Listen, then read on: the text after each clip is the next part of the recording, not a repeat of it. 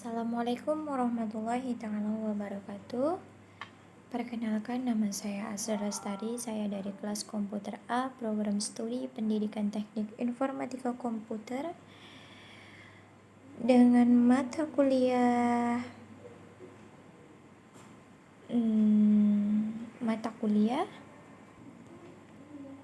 pembelajaran ataupun pembelajaran berbasis multimedia, ya, tentang multimedia dengan mata kuliah multimedia. Nah, pada video kali ini saya akan menjabarkan tentang soal ujian ataupun menjawab tentang soal ujian, yang mana soal ujian akhir semester pada semester ini dengan soal yaitu nomor 1 tentang jelaskan 6 standarisasi pemanfaatan media dalam pembelajaran menurut AICTE. Nah, menurut AICTE, model ataupun media pembelajaran pada tahun 1977 telah memberi batasan tentang media sebagai sarana bentuk, segala bentuk dan saluran yang digunakan untuk menyampaikan informasi ataupun pesan. Sejalan dengan pendapat yang di atas, menyatakan bahwa media adalah alat untuk menyampaikan atau mengantarkan pesan pembelajaran. Nah, dari pengertian AICT itu seperti itu. Nah, pada tahun 1977. Dan 6 standarisasi pemanfaatan media dalam pembelajaran menurut AICTE itu sebagai itu dapat dijabarkan ataupun dapat disebutkan. Sebelum menyebutkan, yaitu menurut Asosiasi Teknologi Komunikasi Pendidikan yang disebut dengan AICTE, sumber belajar adalah semua sumber baik berupa data, orang, ataupun benda yang dapat digunakan untuk memberi fasilitas belajar bagi pelajar ataupun pembelajar. Sumber belajar itu meliputi pesan, orang, bahan, peralatan, teknik, ataupun dapat disebut dengan lingkungan dan latar. Jadi tentang lingkungan ataupun sekitar yang saat ini kita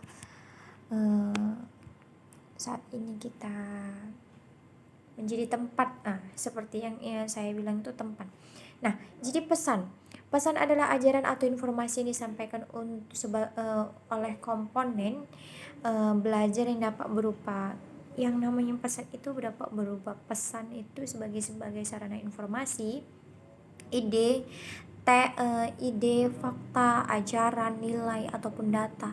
Itu yang namanya pesan itu dapat berupa pengiriman apapun yang dapat kita kirim, apapun yang dapat kita olah untuk menyampaikan sebuah informasi terhadap seseorang ataupun orang lain yang berupa pesan, yaitu apa yang dapat kita sampaikan. File, data, pemikiran, ide, fakta, ajaran, ataupun nilai-nilai itu dapat disebut dengan pesan, apa yang dapat kita sampaikan. Kemudian orang, yang kedua itu adalah orang sebagai manusia ataupun berperan sebagai pencari, penyimpan, pengolah ataupun pengkaji, penyaji pesan, yang mana orang ini tadi berperan sebagai pembelajar ataupun pelajar, dosen,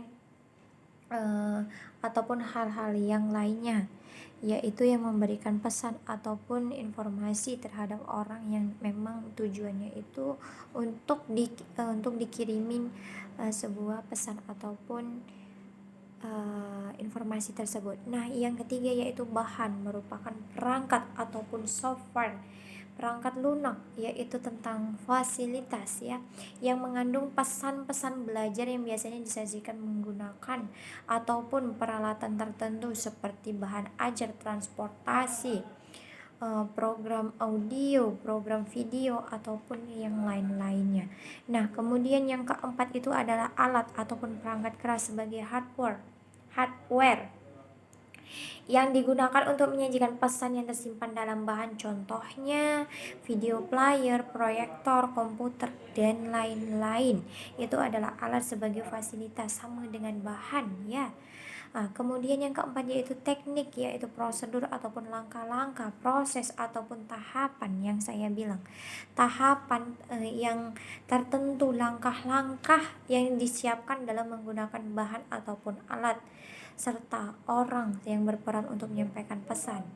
Seperti diskusi, praktek, pembelajaran mandiri, sistem pendidikan terbuka, ataupun yang lain-lain.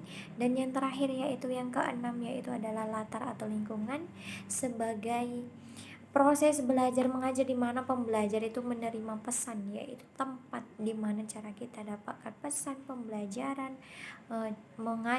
Kita yang mengajar ataupun kita yang diajar itu adalah tempat di mana tempat kenyamanan itu kita membutuhkan tempat ataupun latar sebagai latar ataupun lingkungan penyesuaian tempat. Nah, contohnya lingkungan fisik, gedung sekolah, perpustakaan, ruangan, laboratorium, ruang kelas, ataupun yang lain-lain. Nah, untuk soal yang kedua yaitu soalnya tentang unsur-unsur pengembangan media pembelajaran. Nah, untuk unsur-unsur pengembangan media pembelajaran itu yang digunakan itu terlebih dahulu dalam pengembangan media itu antara lain yaitu berbasis visual ataupun tentang pesan, informasi, konsep yang ingin disampaikan kepada siswa sebagai pelajar ataupun sebagai pendidik, yang dikembangkan dalam bentuk foto, sketsa, gambar, grafik, ataupun gabungan dari dua bentuk atau lebih ya. Seperti unsur-unsur visual yang harus dikembangkan yaitu tentang kesederhanaan secara umum. Kesederhanaan ini mengacu tentang jumlah yang terkandung dalam satu visualisasi. Jumlah yang paling sedikit memudahkan siswa menangkap dan memahami pesan yang disajikan. Seperti itu. Jadi untuk tentang yang nomor selanjutnya, kelebihan dan kekurangan dari media grafis. Kekurangan dan kelebihan dari media grafis itu memiliki kelebihannya itu tentang media grafis dan pembuatannya itu mudah dan relatif murah. Nah, jadi untuk media grafis itu kelebihannya itu dia mudah kita buat dan relatif murah. Jadi untuk yang tidak hanya memiliki kelebihan, namun kekurangannya juga ada pada media grafis. Contohnya seperti apa? Yaitu contohnya mendapatkan hasil maksimal apabila tujuannya. Kekurangannya itu yaitu mendapatkan hasil maksimal apabila tujuan pembelajarannya bersifat kognitif. Nah, jadi untuk kekurangan selanjutnya yaitu tentang media, kekurangan dan kelebihan tentang media proyeksi, yaitu keunggulannya dapat digunakan untuk menyajikan pesan di semua ukuran ruangan kelas. Menarik karena memungkinkan penyajiannya itu disertai warna-warna yang menarik. Kemudian dalam media proyeksi ini juga memiliki kekurangan. Kadangkala terjadi distorsi gambar dan warna akibat kerusakan ataupun gangguan magnetik. Nah, jadi pembuatannya pun memerlukan banyak waktu, yaitu memakan tenaga dan waktu, berarti ya, memerlukan operator khusus untuk mengoperasikannya. Nah, jadi untuk media audio, kekurangan dan kelebihannya yaitu kelebihannya harga murah, sifatnya mudah dipindahkan, dapat digunakan bersama-sama, dapat memusatkan perhatian siswa seperti membaca puisi, sastra, ataupun menggambar musik dan bahasa. kelebihannya seperti itu. Nah, jadi kelebihan pada media audio itu seperti itu ya, mudah digunakan. Mudah digunakan, lebih dipahami, lebih mudah dipahami untuk para siswa. Dan kekurangan dari media audio itu juga dalam suatu rekaman sulit menemukan lokasi.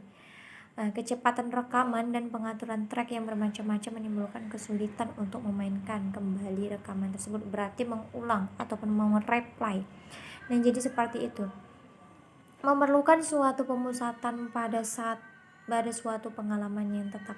Media audio yang menampilkan simbol digit dan analog dalam bentuk auditif adalah abstrak. Karena abstrak, tingkat pengertiannya hanya bisa dikontrol melalui tingkatan penguasaan pembendaharaan kata-kata atau bahasa. Nah, jadi seperti itu kekurangan dan kelebihannya. Nah, jadi mohon maaf atas penyampaian ataupun kekurangan materi saya dalam pemahaman tentang jawaban hasil ujian akhir semester yang diberikan Bapak dosen mengenai tentang media pembelajaran multimedia. Saya Asri Lestari mohon maaf atas kurangnya dalam penyampaian ataupun dalam menjawab soal ujiannya. Saya akhiri, wabillahi taufiq wal hidayah. Wassalamualaikum warahmatullahi wabarakatuh.